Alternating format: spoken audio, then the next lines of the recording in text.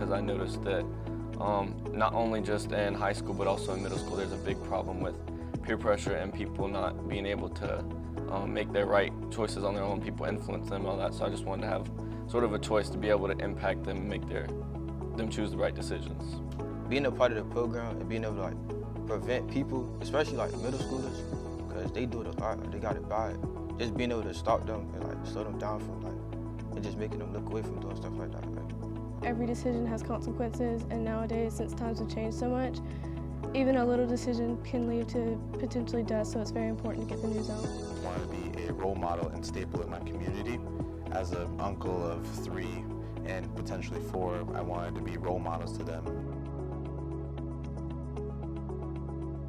There's a big problem, ongoing problem in our community with middle schoolers and high schoolers too, with fentanyl and vapes and stuff like that, big peer pressure issues that they usually have problems with dealing with on their own, so it's just good to have higher up peers influence them. I didn't even know like most of the stuff that be going on with like fentanyl and stuff, I didn't even know most of that like went on in Savannah, like in Chatham County, so just learning and like seeing the different stuff and machines that they use, like that's impactful, and to be able to take it back home and then show my siblings and stuff.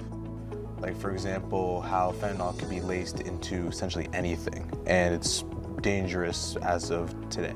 So I feel like, especially as high schoolers, if we can be a good example and go into these middle schools and teach them and show them how important it is to make positive decisions and get on a good track, I think that's very important. They're definitely more impacted on it than we realize, and they definitely deal with a lot more than what they are willing to speak on. So just trying to be able to get to them and try to see what they're going through, to try to help them by what you've been through is pretty experience.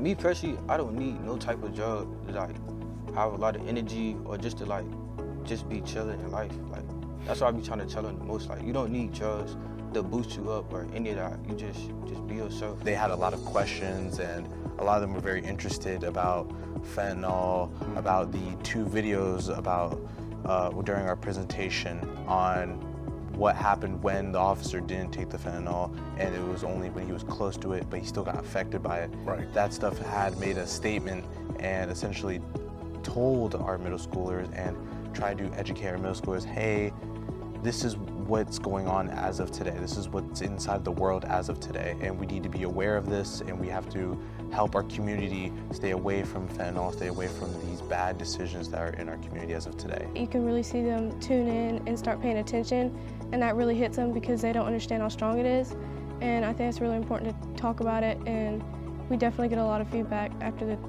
they see that video. Just say no, make the right choices, and don't be peer pressured. Go to somebody you can trust.